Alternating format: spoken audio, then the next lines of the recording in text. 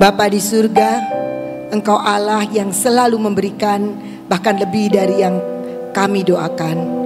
Kami bersyukur dan kami bangga dengan Engkau Tuhan, karena Engkau selalu menyediakan yang terbaik buat setiap kami. Kami bersyukur karena kami tahu setiap pagi Engkau mengisi bejana hidup kami dengan kebenaran firman-Mu. Dan kami percaya Tuhan, Roh-Mu yang terus bekerja untuk selalu mau menyertai kami, supaya kami boleh menjadi umat-Mu, umat yang mengenal Engkau, umat yang menerima yang terbaik daripadamu yang sudah Engkau siapkan. Bapa, biarlah pagi ini setelah kami boleh memuji dan menyembah Engkau, teduhkan hati kami untuk kami merenungkan akan firman-Mu. Biarlah hikmat, wahyu dan pengertian yang daripadamu yang akan menyingkapkan setiap kebenaran firman-Mu itu. Dan kami boleh belajar, dan kami boleh menerima, dan kami boleh melakukan. Terima kasih Bapa, di dalam nama Tuhan Yesus. Amin. Shalom saudara-saudara yang dikasihi Tuhan, selamat pagi. Kita berjumpa lagi, dan pagi ini mari sama-sama kita akan merenungkan tentang berkat. Saudara-saudara, waktu saya dapat judul ini beberapa hari yang lalu, terus terang saya nggak kepengin untuk mengupas tentang berkat. Nanti dipikir matre banget ya katanya cerita berkat. Tapi ketika saya menyiapkan dan berdoa untuk yang lain, Tuhan tutup. Dan bahkan saya sendiri ya bandel lah ya, saya terus berdoa, Tuhan berikan, nggak pengen tuh cerita tentang berkat. Dan saudara tahu tadi malam ketika saya menyiapkan, Tuhan bikin saya tidur. Bukan tidur di kasur ya, kalau tidur di kasur kan memang sengaja. Saya tidur itu sampai 11:30 baru terbangun dari kursi. Loh Tuhan, kenapa? Akhirnya saya mengerti apa yang sudah Tuhan taruh di dalam diri saya. Dan tapi keburu ngantuk saudara. Akhirnya pagi-pagi Tuhan bangunkan dan Tuhan baru berikan kepada saya. Dan saya tahu sebuah ketaatan itu memang mutlak Tuhan inginkan. Dimana yang kita seringkali rasa risih ya ceritanya berkat. Apalagi sekarang lagi cerita financial freedom ya. Tapi saya percaya ini akan menjadi berkat buat kita. Akan memberikan kepada kita pengertian tentang berkat ini. Saya ingin mengambil beberapa ayat tentang berkat. Amsal 10 ayat 6 mengatakan demikian. Berkat ada di atas kepala orang benar, tetapi mulut orang fasik menyembunyikan kelaliman. Cerita berkat aja dulu. Berkat ada di atas kepala orang benar. Jadi kalau kita di depan Tuhan sebagai orang benar, ya memang kita semua adalah orang yang sudah dibenarkan. Tetapi ada kategori lain lagi yang Tuhan inginkan sampai dia melihat kita itu orang benar. Maka berkat itu ada di atas kepala kita. Deket ya, cuma tinggal ambil aja. Kita buka Amsal 28 ayat 20. Dikatakan demikian, orang yang dapat dipercaya mendapat banyak berkat. Tetapi orang yang ingin cepat menjadi kaya tidak akan luput dari hukuman. Jadi kita tahu bahwa orang yang kita pengen dapat berkat itu harus menjadi orang yang dapat dipercaya. Deklarasi kita yang sudah dibagikan bentuk stiker ya. Itu kan dikatakan bahwa Tuhan menginginkan kita menjadi orang yang setia dan dapat dipercaya. Karena memang orang yang dapat dipercaya itu yang akan terima berkat. Dan kalau bilang berkat, memang kalau kita cerita sekarang musimnya financial freedom. Ini kairos Tuhan, waktunya Tuhan. Tuhan akan memberikan kebebasan dalam bidang keuangan. Tetapi saya mau katakan bahwa berkat yang mari kita akan renungkan adalah berkat keuangan iya, kesehatan iya, keluarga iya, semuanya iya. Itu orang yang diberkati. Orang banyak duit tuh banyak, orang yang gak kenal Tuhan punya banyak duit banyak, tapi dia punya banyak persoalan. Sampai kemarin saya baca Jack Ma itu orang yang kaya raya, tapi dia bilang saya hidupnya tidak bahagia. Saya penuh dengan tekanan, sebuah tuntutan bisnis barangkali. Saya tidak tahu, apalagi tidak diuraikan banyak tentang tekanan dan stres dan tidak bahagianya itu sebab apa.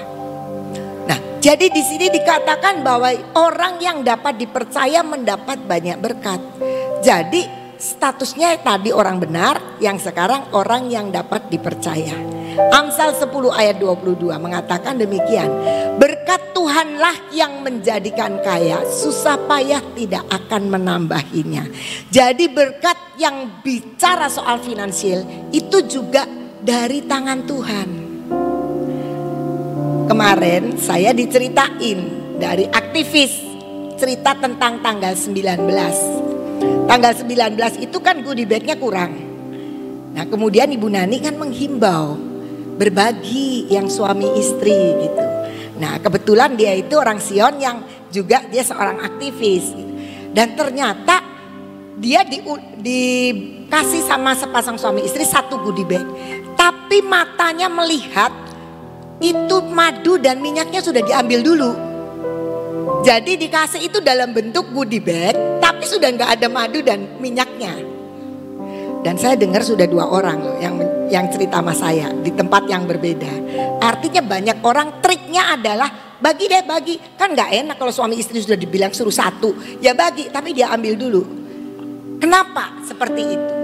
Kenapa pertanyaannya seperti itu? Saya tuh renungkan, ada aja ya orang yang begitu ya. Kita kan nggak kepikir ya. Saya copot dulu lah gini, pas. Tapi kok ada ya yang seperti itu? Kenapa? Karena mereka berpikir mereka akan mengalami kebebasan keuangan kalau mereka dapat madu dan minyak, betul? Jangan sampai saya nggak dapat. Nanti mau saya bagi ke anak saya, ke tetangga saya, ke orang tua saya atau gimana lah. Padahal udah suami istri. Padahal di sini dikatakan berkat Tuhan itu yang menjadikan kaya. Memang betul itu madu dan minyak itu secara profetis Tuhan sedang sampaikan kepada kita. Dan bersyukur lewat Sion. Dan semua orang kepengen. Saya juga kepengen. Gitu.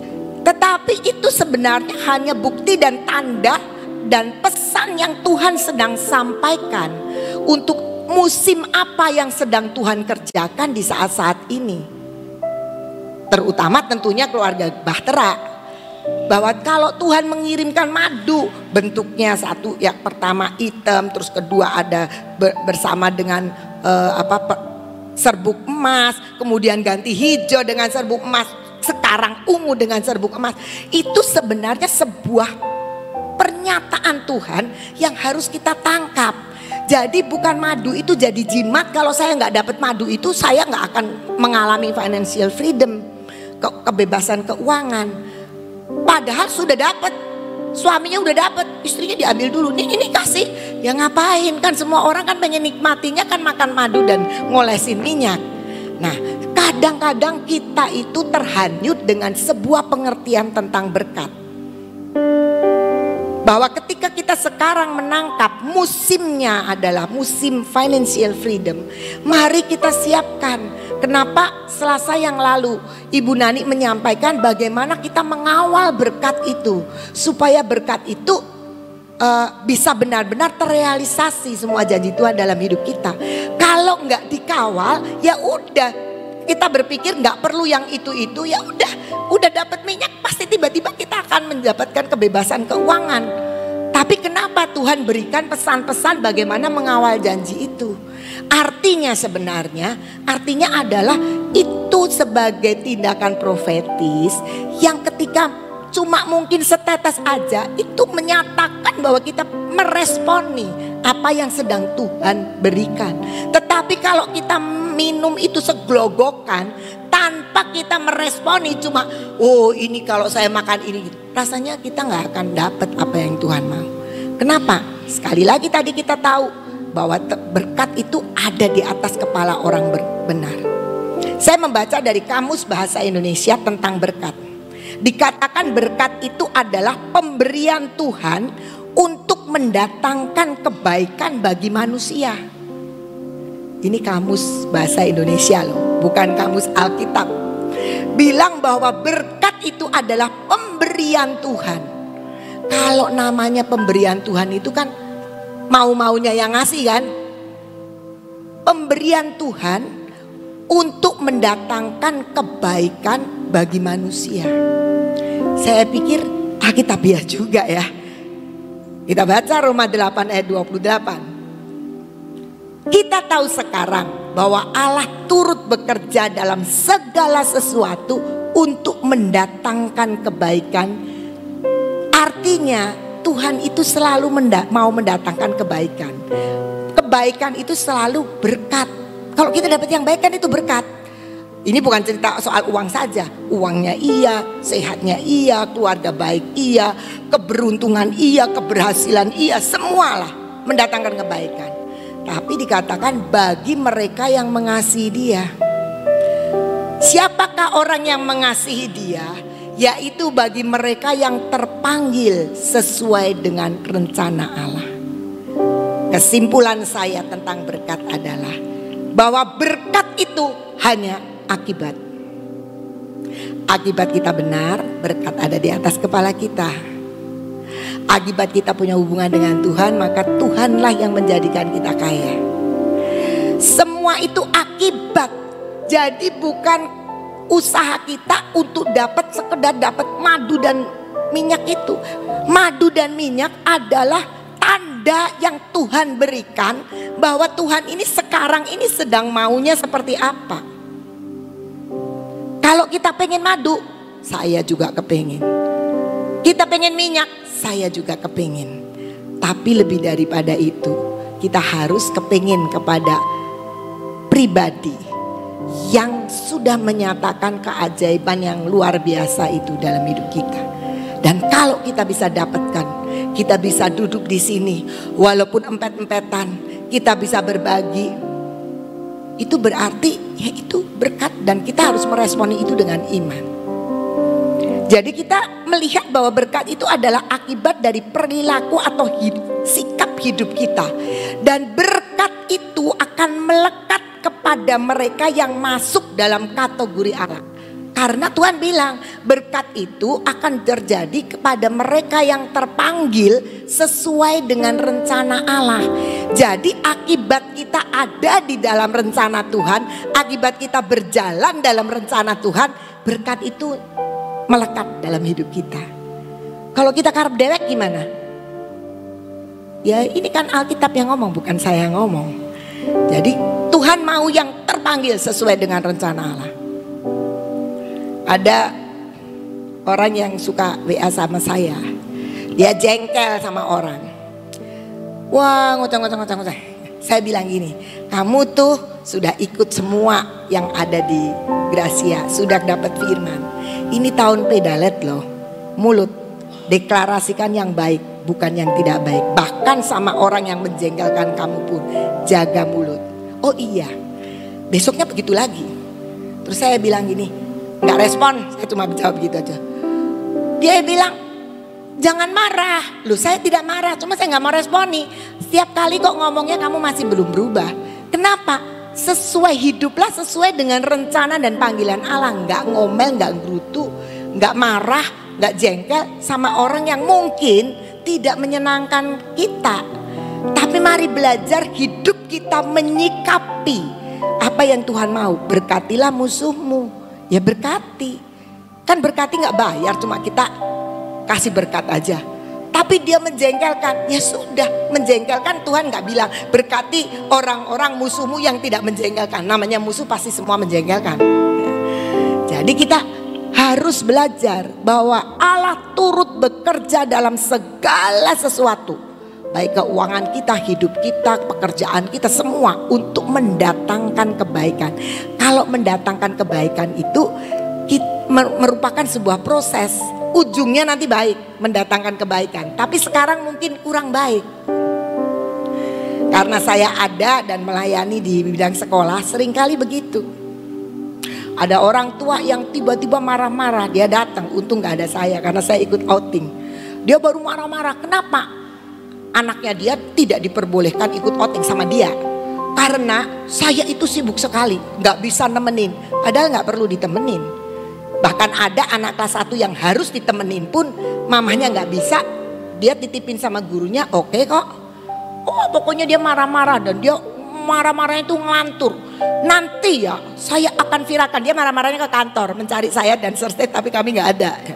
Terus dia marah-marah ke kantor, saya akan viralkan di Facebook, di IG, di mana pokoknya ceritalah, nggak tahu sosmed saya dia sebutin begitu banyak.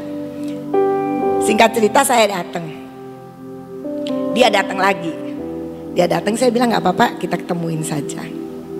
Begitu ketemu saya, dia langsung nggak enak mau ngomong sama saya itu. Dia tiba-tiba baik sekali.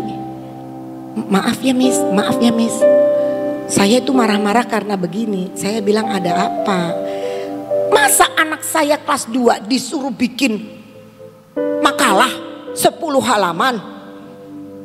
Saya kan sudah cari tahu dulu dengan sekolah. Saya bilang, Papa, setahu saya tidak suruh bikin makalah. Yang tidak ikut itu suruh bikin makalah. Bukan makalah sebenarnya, di situ clipping apa yang ada di tempat outing. Kan ada semua, browsing aja semua ada. Supaya anak yang tidak ikut tujuannya dia ngerti ini teman-teman lagi belajar apa. Sebab outing itu bukan piknik. Outing itu edukasi, pembelajaran. Mereka dibawa ke safari, mereka belajar tentang dolphin itu ikan atau bukan. Nah, Anda aja nggak tahu kan? Saya jawabnya juga ikan tapi salah. Dia terangin, ini burung apa, ini apa. Mereka ketemu ini, memang sukacita karena bisa naik gajah, bisa naik onta, bisa naik kuda. Pokoknya anak-anak sukacita banget. Tapi ada edukasinya, kebersamaan tim dengan teman-teman. Mereka bisa belajar banyak. Sebenarnya, tapi orang tua marah. Untuk mendatangkan kebaikan buat setiap siswa. Tapi seringkali kita tangkap udaranya lagi panas kayak gini, dibawa pergi ke sana, anginnya gede. Wah, belum begitu kan. Kan semua juga sudah disurvei sama guru. Guru sudah survei, guru sudah lihat bagaimana dan ternyata luar biasa. Luar biasa, anak-anak satu pun tidak ada yang ngalami sakit apa, mereka malah senang sekali. Tempatnya sangat teduh, pohon-pohonnya banyak dan sebagainya. Sering kali kita sama Tuhan juga begitu. Belum Tuhan katanya kamu mau kasih kebaikan. Mana? Kok sekarang saya begini? Ya kan pembelajaran. Nah, siapa yang bisa mendapatkan kebaikan Tuhan? Yang mengasihi Dia. Apa yang mengasihi Dia itu maksudnya? Yang terpanggil sesuai dengan rencana Allah. Jadi tuh setiap kita harus tahu panggilan kita apa. Jangan niru tetangga. Karena itu yang terbaik. Dan kalau kita mau terima panggilan itu, maka saya percaya melekat itu semua kebaikan Tuhan. Melekat itu berkat Tuhan dalam hidup kita. Nah, saya ingin memberi beberapa. Yang pertama, maksudnya apa sih? Supaya berkat itu benar-benar nempel dalam hidup kita. Matius 5 ayat 48. Karena itu haruslah kamu sempurna. Sama seperti Bapamu yang di surga adalah sempurna. Saudara, mungkin kita bisa excuse lah. Gimana bisa? Kita kan manusia. Masa kita sempurna? Yang sempurna itu cuma Tuhan. Kita pikir seperti itu. Tapi apa yang dimaksudkan? The message mengatakan begini.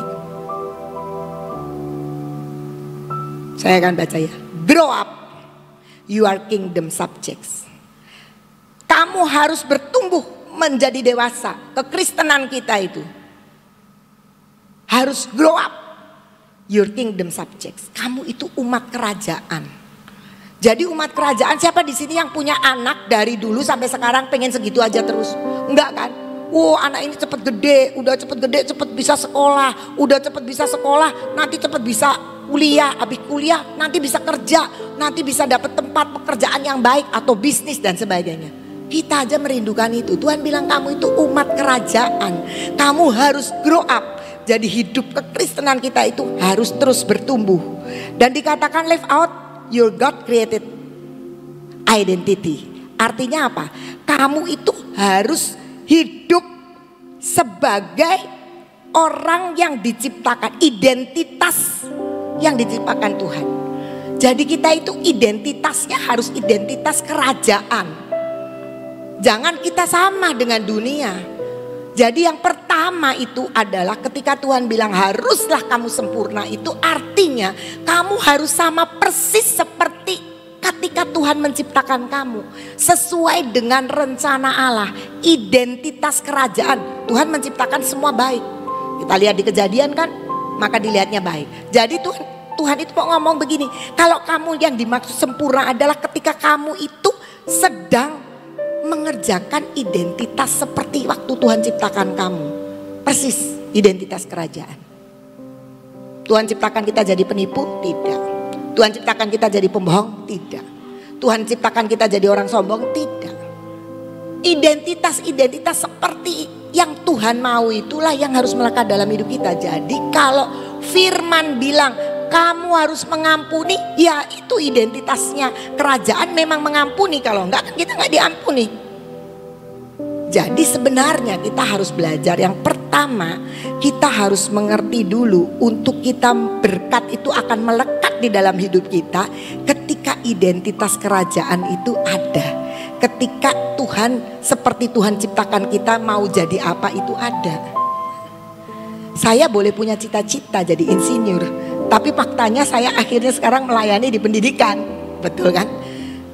Tapi setelah sekian tahun saya baru tahu. Mungkin orang akan bilang begini, loh kamu tuh ngapain susah-susah kuliah? Ya itulah yang Tuhan mau. Lewat itu saya bukan tiba-tiba menghilangkan waktu-waktu di mana saya kuliah. Di sana saya ketemu Tuhan, di sana saya punya komunitas anak-anak Tuhan, di sana saya ketemu jodoh juga, di sana saya ketemu banyak hal yang akhirnya Tuhan tuntun sampai saya ada di kota Cirebon. Tuhan itu proses untuk sampai saya mengerti. Tetapi yang penting bagi kita adalah kita terus ada dan berposisi sebagai umat kerajaan, tidak memberontak. Yang kedua, Ibrani 11 ayat 4. Karena iman Habel telah mempersembahkan kepada Allah korban yang lebih baik daripada korban Kain. Dengan jalan itu ia memperoleh kesaksian kepadanya bahwa ia benar. Karena Allah berkenan akan persembahannya itu, dan karena iman ia masih berbicara sesudah ia mati. Ada banyak orang berpendapat Habel berkenan karena dia mempersembahkan kambing domba. Kalau Kain kurang berkenan karena dia memberikan hasil dari dia bertani. Kalau saya tidak. Kalau saya tahu Habel berkenan, yang saya dapatkan adalah karena Habel mempersembahkan dengan iman. Karena iman Habel telah mempersembahkan kepada Allah korban yang lebih baik daripada korbannya Kain. Kain mungkin ya sudahlah seadanya. Kita seringkali ala kadarnya kalau kasih Tuhan. Tapi kita mari belajar dengan iman. Kenapa setiap kali persembahan seringkali Ibu Nani juga menyampaikan doa dulu. Berapa yang Tuhan inginkan untuk kita persembahkan. Karena yang Tuhan inginkan adalah ketika kita mempersembahkan adalah hasil iman. Hasil daripada iman yang kita berikan untuk Tuhan. Dan itu yang lebih baik. Tuhan tuh gak pengen jumlah. Kalau Tuhan tentukan banyak ya banyak. Tapi Tuhan itu gak, persembahan kita gak bikin Tuhan jadi kaya kok. Tuhan itu sudah maha kaya. Dia punya segalanya. Tapi yang Tuhan mau, Habel bisa persembahannya lebih baik dari Kain. Karena dia bertindak dengan iman. Jadi dengan apapun iman. Saya terima kesaksian dari seorang guru. Dia datang di sini tanggal 19 sepasang. Tapi kan memang dapatnya cuma satu, sepasang. Nih punya anak 3 nih, kan kudu dibagi. Habis dikasih dikucurin air. Kucur air supaya sisa-sisanya barangkali ada serbuk emas masuk. Besoknya madunya keluar lagi di botol itu. Kasih lagi, kocok lagi. Nah, ibu-ibu kan begitu tuh. Besoknya keluar lagi. Itu bapak cerita sama saya 2 hari. Saya tidak tahu sampai sekarang keluar terus enggak. Guru kami di Terang Bangsa. Artinya apa? Tuhan ingin membuktikan bahwa dia sanggup lakukan apapun. Walaupun mungkin kita cuma dapat separuh. Mari kita belajar. Karena iman kita yang menyatakan bahwa kita orang benar. Bukan karena kita bisa datek, bisa dapat tempat duduk, bisa nyerobot tempat duduknya orang, bisa nyerobot goodie bagnya. Saya tidak nyalahkan karena semua punya kepentingan dan punya kerinduan yang besar. Saya nggak nyalahkan. Tapi saya mau kasih tahu, mari kita lebih membangun bahwa kita tahu karena iman kita kepada Tuhan. Dia saat ini musimnya sedang memberkati dengan financial freedom. Jangan sampai kairos itu lewat. Yang ketiga, 2 Tawaris 1 ayat 10. Ini doanya waktu Salomo ditanya sama Tuhan. Dia bilang gini, kamu mau minta apa aja? Dia bilang, berilah sekarang kepadaku hikmat dan pengertian supaya aku dapat keluar dan masuk sebagai pemimpin bangsa ini. Sebab siapakah yang dapat menghakimi umat yang besar ini? Saya mau katakan ini keputusan dan doa yang paling cerdas menurut saya. Kenapa? Dia gak minta, Tuhan bilang kok kamu gak minta kaya, kok kamu gak minta musuhmu pada takut sama kamu gitu menanti. Enggak. Jadi yang dia tahu paling urgent pada saat itu adalah dia butuh hikmat dan pengertian supaya dia berhasil memimpin bangsa Israel. Kita seringkali minta sama Tuhan itu tidak yang paling urgent. Kalau saya mau katakan sekarang ini kita tadi sudah belajar tentang berkat. Yang paling urgent itu bukan kita minta financial freedom, tapi minta supaya kita hidup dalam kebenaran, kita jadi orang benar, kita terpanggil dalam rencana Allah dan itu yang kita kerjakan. Maka financial freedom itu melekat dalam hidup kita. Jadi kita belajar dari Salomo. Dia tahu yang paling penting adalah dia berhasil memimpin rakyat. Saya nggak akan cerita bahwa dia akhirnya gagal juga gitu. Tapi dia mendapatkan apa yang dia inginkan. Itu namanya berpikir cerdas. Kita perlu itu. Kita tahu kecerdasan apa yang perlu kita miliki untuk minta sama Tuhan. Karena dia itu memberikan lebih dari yang kita minta sebetulnya. Dan dia menyediakan yang lebih dari yang kita harapkan. Nah, kita perlu tahu itu. Yang sebenarnya dibutuhkan dalam hidup kita saat-saat ini apa. Yang keempat, Mazmur 27 ayat 8. Hatiku mengikuti firman-Mu. Jadi ini firman Tuhan. Carilah wajahku kata Tuhan. Maka wajah-Mu ku cari ya Tuhan. Tidak ada yang lain. Kecuali kita membangun keintiman dengan Tuhan. Ada banyak hamba-hamba Tuhan menyampaikan ayo kita keintiman. Ibu Nani lebih lagi figur dari seorang hamba Tuhan yang membangun keintiman dengan luar biasa. Mari kita belajar mencari wajah Tuhan setiap hari. Karena ketika kita ketemu dengan wajah Tuhan, maka kita langsung akan terima sebuah pengertian yang luar biasa sesuai dengan kondisi kita. Tapi kita akan belajar terus grow up. Kita akan belajar terus bertumbuh semakin dewasa. Kita akan belajar terus tentang rencana Tuhan di dalam hidup kita.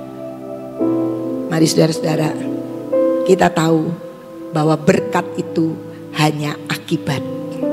Tetapi yang Tuhan inginkan untuk akibat itu terjadi dalam hidup kita adalah kita harus menjadi orang yang benar. Kita harus hidup sebagai umat kerajaan. Jangan orang lain bilang, ih orang Kristen gak bedanya sama orang dunia. Kita harus berbeda. Kita harus tahu bahwa Habel persembahannya berkenan karena dia punya iman. Dan firman Tuhan bilang, cari wajahku, carilah Tuhan. Carilah Tuhan dan kerajaannya. Maka semuanya akan ditambahkan kepadamu. Tuhan Yesus memberkati. Kalau bicara perkara berkat, semua pasti senang, ya. Gak ada satupun di antara saudara yang tidak suka dengan berkat. Semua suka, ya. Karena memang berkat itu membuat kenikmatan. Berkat itu membuat kita sukacita, ya. Gak ada orang terima berkat sedih, itu gak ada, ya. Nah, berkat itu adalah sesuatu hal yang benar-benar membuat kita berubah, ya. Itu berkat. Tapi satu perkara yang Tuhan rindukan, ya, jangan berkatnya aja, tapi cari wajah Tuhan. Saudara, sebenarnya kalau kita melihat seorang anak kecil, ya saya ibaratkan contohin tentang Kian sama mamahnya, ya. Kian itu kalau sudah sama mamahnya, itu rasanya dia gak kepengen yang lain, ya. Dia gak pengen yang lain. Begitu dia sudah peluk mamanya, itu rasanya dia sudah nyaman banget gitu loh. Gak kepengen yang lain, gak pengen ini, gak pengen ini, gak pengen mainan, ya. Rasanya itu Karena dia merasakan semua sudah ada di dalam mamanya. Ya. Sebenarnya kita sama Tuhan tuh harus begitu. Kalau kita mulai dekat sama Tuhan, mencari wajahnya, rasanya ya itulah, kita akan sudah dapat semuanya. Kenikmatan, berkat, semuanya kita akan dapatkan. Saudara, ayo cari akan segala sesuatu yang mendahulukan akan memberi berkat daripada kita mengambil berkatnya. Ya. Saya teringat pada zaman dulu sekali, waktu itu Sofi itu masih kecil. Dia selalu minta sepeda roda 2. Saya itu masih ingat roda 2. Saya bilang, kamu berdoa. Kalau menurut mama, kamu tuh belum waktunya pakai sepeda roda 2. Dan kayaknya gak ada sepeda roda 2 yang sekecil kamu bisa pakai. Zaman itu tuh kalau namanya sepeda roda 2 tuh ya gede, gak ada sepeda roda 2 yang kecil gitu. Nah, terus setiap malam kita kan bikin mesbah keluarga. Dia selalu doanya gini, Tuhan aku tuh mau minta sepeda roda 2. Sepeda roda itu tiap hari saudara. Nah, saya itu akhirnya coba sih saya cari di toko-toko sepeda, nggak ada. Kalau sekarang kan sepeda roda 2 tuh banyak buat anak kecil. Dulu tuh nggak ada, adanya sepeda gede. Tapi tiba-tiba hal yang inilah yang katakan bahwa Tuhan itu mendengar doa seorang anak kecil. Ada satu anggota persekutuan ya yang jual sepeda, tapi dia sekarang sudah meninggal. Tiba-tiba hari Sabtu, saya masih ingat sekali. Sabtu itu dia telepon saya, Cinani, saya tuh ngalami mujizat. Mujizat apa? Saya bilang, begini, saya itu kan mendatangkan sepeda-sepeda dari Cina. Dia bilang, saya tidak pernah pesan sepeda roda 2 kecil. Di antara semua ini barang yang saya terima ada satu sepeda kecil yang roda 2. Saat saya bilang, saya nggak pesan kok, bisa ada ini sepeda roda 2 kecil. Saat saya lagi mikir gitu, pikiran saya keingat sama Sofi. Mau tak kasihkan Sofi aja gitu. Jadi besok sih ini mau tak setel dulu, mau dirakit dulu, nanti besok tak anterin ke Kesambi. Aduh terima kasih, saya bilang. Nah udah, saya malamnya ngomong sama Sofi, Non, kamu besok dapat sepeda dari Tuhan. Mama, iya nanti besok pokoknya ketemu, nanti sepedanya datang. Karena ada tante-tante yang tak ceritain bagaimana dia dapat sepeda itu. Terus dia tuh menanti-nanti. Saya tuh masih ingat, kan kita itu kalau pagi kan ke gereja dulu ya, ke gereja di GKI itu jam 6. Dia ke gereja jam 7 ke sekolah minggu, pulang-pulang sekitar kita jam 8-an. Nah, sudah begitu dia tuh menanti-nantikan sepeda itu datang. Mah, sepedanya kok nggak datang-datang? Tantenya ditelepon coba, nunggulah. Ini anak nggak sabar dalam menantikan sepeda itu. Ya. Jadi saya tuh kasihan, tak telepon akhirnya. Bagaimana sepedanya mau dianterin? Oh ya Ci, ini sekarang saya mau anterin. Tuh sepedanya mau dianterin. Dia menunggu menanti-nantikan. Nah begitu sepeda datang, dia lihat sepeda itu, terus dia tuh lari. Gak pegang sepedanya, dia lari berlutut dan berdoa. Saya tuh sampai tertegur. Ini bocah ya, sudah lihat barang yang diharapkan, Dia lihat, dia lari ke kamar, berlutut dan berdoa. Dia bilang, terima kasih Tuhan Yesus, saya tuh dikasih sepeda. Terima kasih, sampai nangis dia. Selesai itu dia keluar, baru dia pegang sepedanya dan dinaikin. Saudara, ini adalah sesuatu hal yang kita lihat bahwa kalau kita berdoa ya, dan Tuhan tahu hati kita yang benar-benar gantungnya sama Tuhan, itu didengar doanya sama Tuhan ya. Dan belajar kalau dapat berkat, jangan berkatnya yang dipegang, tapi belajar terima kasih sama Tuhan dulu ya. Saya sama papanya sampai berpandang-pandangan, lah si bocah kecil segini kok bisa bersyukur sama Tuhan baru megang sepedanya. Jadi dari sini kita belajar cari wajah Tuhan ya.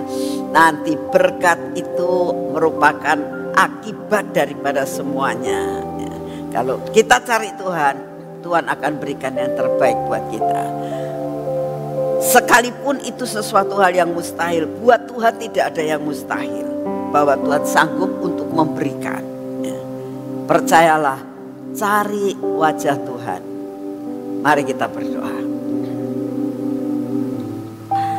Bapa, terima kasih buat firman-Mu hari ini. Terima kasih buat pujian dan penyembahan yang kami sudah lakukan sepanjang pagi ini ya Tuhan. Terima kasih Tuhan buat kami tahu bahwa Engkau sudah menyediakan berkat yang luar biasa buat hidup kami. Karena berkat itu sudah Kau sediakan. Langit bumi Engkau yang punya, semua milik-Mu Tuhan. Kalau Engkau mau memberikan kepada kami, itu sesuatu yang sangat mudah. Dan saat ini kami datang di hadapan-Mu ya Tuhan. Terima kasih buat semua janji-Mu atas financial freedom ini. Terima kasih Tuhan untuk janji-Mu bahwa the years of open doors terjadi atas hidup kami. Bukan terjadi buat beberapa orang Tuhan, tapi berlaku atas setiap anak-anak-Mu yang sungguh-sungguh mencari wajah-Mu. Oleh karena itu pada saat ini ya Tuhan, berikan kepada kami mencari wajah-Mu. Baru kami mencari akan berkat yang Engkau siapkan buat kami. Terima kasih untuk kasih setia-Mu. Bapa, saat ini kami datang di hadapan-Mu ya Tuhan. Kami tetap mau mendukung doa buat Bapak Presiden kami di dalam menjalankan hari-hari terakhir daripada pemerintahan di mana Bapak Presiden kami menjabat. Bapak, kami berdoa saat ini Engkau sediakan menentukan langkah-langkahnya. Engkau yang menentukan segala keputusan demi keputusan yang akan diambil. Biarlah Tuhan apa yang direncanakan Tuhan yang berasal daripada-Mu itulah yang jadi Tuhan. Yang bukan berasal daripada-Mu Engkau sendiri akan membatalkannya. Kami sangat merindukan Bapak Presiden kami dapat menyelesaikan tugasnya sampai garis akhir dengan finish strong. Terima kasih untuk doa yang kami naikkan di hadapan-Mu Tuhan. Kami berdoa saat ini untuk penggantinya. Engkau sendiri akan menentukan Tuhan. Apapun keadaan politik negara kami saat ini, kami hanya persembahkan kepada-Mu. Engkau sendiri yang akan menentukan. Karena bagi-Mu tidak ada barang yang mustahil. Apapun yang terjadi Tuhan, Engkaulah yang akan menentukan akhir daripada semuanya ini. Dan Kau akan memberikan yang terbaik buat kami. Terima kasih untuk kasih setia-Mu. Bapak, kami juga tetap berdoa untuk keadaan cuaca Tuhan. Dan untuk kesehatan kami Tuhan. Kami seringkali terganggu kesehatan kami karena keadaan cuaca. Oleh karena itu saat ini kami datang di hadapan-Mu. Kami minta daya tahan tubuh yang daripada-Mu ya Tuhan, supaya kami punya daya tahan tubuh yang sehat dan kuat, supaya kami tetap dapat menjalani kehidupan ini bersama dengan Engkau. Terima kasih Tuhan, Engkau sungguh amat sangat baik. Dan saat ini kami datang di hadapan-Mu. Segala masalah yang ada dalam hidup kami, segala sesuatu yang Kau izinkan terjadi saat-saat ini Tuhan, buat kami tetap percaya bahwa janji-Mu ya dan amin. Kami tidak akan goyah Tuhan dengan apapun juga, karena kami tetap percaya bahwa Engkau pegang kendali atas hidup kami, bahwa financial freedom sedang lari menuju ke kami. Terima kasih untuk semuanya. Di dalam nama Tuhan Yesus, mari kita masuk dalam pengurapan.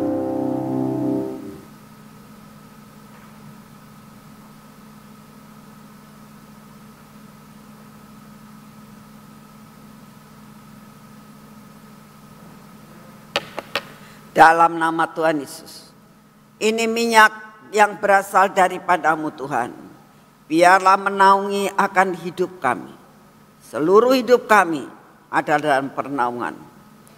Mata kami, telinga kami, bibir, mulut kami, dan hati kami, semua ada di dalam kontrol daripada-Mu. Semua yang tidak baik dalam hidup kami Engkau akan patahkan Tuhan. Hari ini Tuhan, ini tangan kami dan ini kaki kami. Kami tetap akan menjalani perjalanan kami hari ini ya Tuhan. Kami akan berjalan bersama-Mu. Kami akan melakukan semua pekerjaan kami bersama-Mu Tuhan. Dan kami percaya hari ini jatah kami terima dengan utuh. Di dalam nama Tuhan Yesus. Amin. Selamat pagi, Tuhan memberkati saudara semuanya.